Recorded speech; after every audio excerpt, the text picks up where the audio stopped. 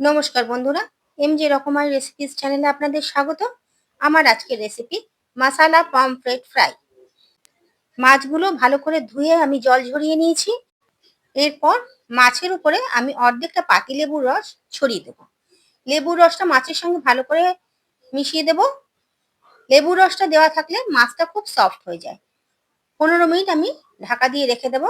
আর এদিকে আমি একটা মশলার পেস্ট বানিয়ে নেব। 5খানা শুকনো লঙ্কা নিয়েছি। আমার এই লঙ্কাগুলো না খুব বেশি ঝাল হয় না, কালারটা খুব ভালো আসে, তাই জন্য আমি 5টা নিয়েছি।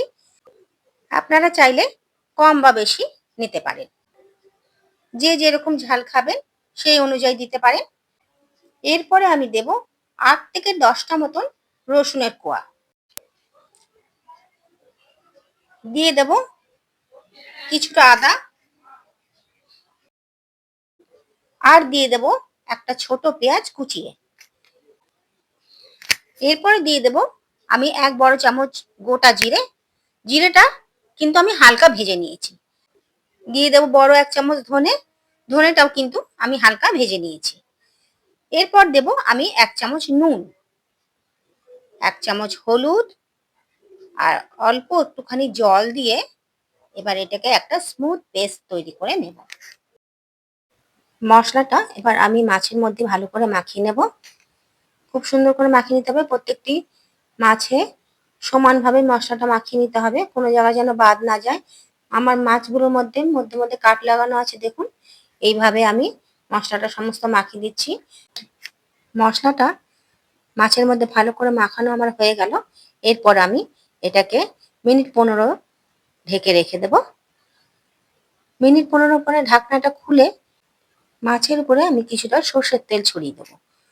সর্ষের তেল আর মশলা মিশিয়ে আমি আবার ভালো করে মাছের সঙ্গে মাখিয়ে নেব। আর আরও 5 মিনিট আমি ঢাকা দিয়ে রেখে দেব।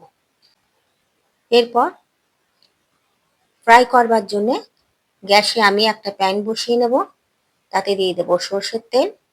সর্ষের তেলটা একটু বেশি করে দিতে হবে। এরপরে আমি মাছগুলো দিয়ে দেবো। তেলটা গরম হয়ে গেলে আমি যেহেতু প্যানটা বড় নিয়েছি সেই জন্য আমি 3টে মাছ একসঙ্গে ভেজে নেব। মাছগুলো একে একে এইভাবে দিয়ে দেব। আর ওপর থেকে একটু একটু করে মশলা আবার ওপরে মাখিয়ে দেব। 3টে মাছ আমি দিয়ে দিলাম। মিনিট 5 লো টু মিডিয়াম ফ্লেমে আমাকে কিন্তু ফ্রাইটা করতে হবে। হাই ফ্লেমে করলে চলবে না, তাহলে মশলাগুলো পুড়ে যাবে। এবার ওপর থেকে একটু একটু করে চামচে করে গরম তেল এই মশলাগুলোর উপরে আমাকে ছড়িয়ে দিতে হবে, তাহলে ওপরে যে মশলাগুলো রয়েছে ওইগুলোও একটু ভাজা ভাজা হয়ে যাবে। এইভাবে গরম তেলটা দিয়ে দিয়ে মশলাটা একটুখানি মাছের সঙ্গে চেপে চেপে দিতে হবে। একটা দিক আমার হয়ে গেছে, আমি আস্তে করে মাছগুলো এভাবে একে একে উল্টিয়ে দেব। প্রতিটি মাছ এইভাবে একে একে উল্টে দেব।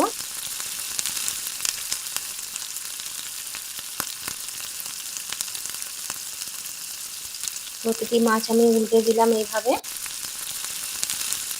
প্রতিটি মাছ উল্টে দেওয়ার পরে একটু একটু করে মশলা নিয়ে আবার আমি প্রতিটি মাছের গায়ে লাগিয়ে দেব। কারণ কি, যখন উল্টেছি ভাজা হয়ে গেছে কিছুটা, এক একটা সাইডে মশলা একটুখানি একটুখানি সরে গেছে, সেই জন্য ভালো করে মশলাটা আবার যেখানে যেখানে মশলাটা কম হয়ে গেছে সেখানে আবার ভালো করে মশলাটা মাখিয়ে প্রতিটি মাছের গায়ে এইভাবে মাখিয়ে দেবো। এরপরে আমি উপর থেকে দিয়ে দেবো 1 চামচ সর্ষের তেল। এইভাবে সর্ষের তেল দিয়ে দিলাম। এরপরে দিয়ে দেবো একটুখানি ধনে পাতা। ধনে পাতা ছড়িয়ে দিলাম মাছ 3টের উপরে। এবার আমি 5 মিনিটের জন্য ঢাকা দিয়ে রেখে দেবো একদম লো ফ্লেম করে। তাহলে এই সর্ষের তেল আর ধনে পাতার গন্ধটা মাছের সঙ্গে মিশে ভীষণ টেস্ট বেড়ে যায়, আর গন্ধটাও খুব ভালো হয়। 5 মিনিট এভাবে ঢাকা দেওয়ার পরে আমি ঢাকনাটা খুলব। ঢাকনাটা আমি খুলে নিলাম। ঢাকনাটা খোলার পরে ওপর থেকে যেহেতু মশলা দিয়েছিলাম আর ধনে পাতা দিয়েছিলাম, সেই জন্যে আবার প্রতিটি মাছ আমি আরেকবার করে উল্টে দেব। দেখুন ধনে পাতাগুলো একটু ভাজা ভাজা হয়ে গেছে। খুব সুন্দর গন্ধ বেরিয়েছে। এইভাবে প্রতিটি মাছ আমি উল্টে নিলাম। প্রতিটি মাছ এভাবে আমি উল্টে নিলাম। ভাজাটা আমার মোটামুটি হয়ে গেছে। এই পর্যায়ে আমি দেখিয়ে দেব মাছগুলো দেখুন একদম সেদ্ধ হয়ে গেছে, কোথাও কিন্তু কাঁচা নেই, একদম সুসেদ্ধ হয়ে গেছে। ফ্রাইটাও খুব ভালো হয়ে গেছে। এরপরে কিছুটা ভাজা মশলা আর তেল আমি এইভাবে মাছগুলোর ওপরে ছড়িয়ে দেবো। গ্যাস বন্ধ করে দেবো। আমার ফ্রাই একদম রেডি। গরম গরম পমফ্রেট ফ্রাই সার্ভ করবার জন্য রেডি। আমার ভিডিওটি কেমন লাগলো অবশ্যই জানাবেন। যদি ভালো লাগে কমেন্ট করবেন। দেখা হবে আপনাদের সঙ্গে আবার পরের ভিডিওতে।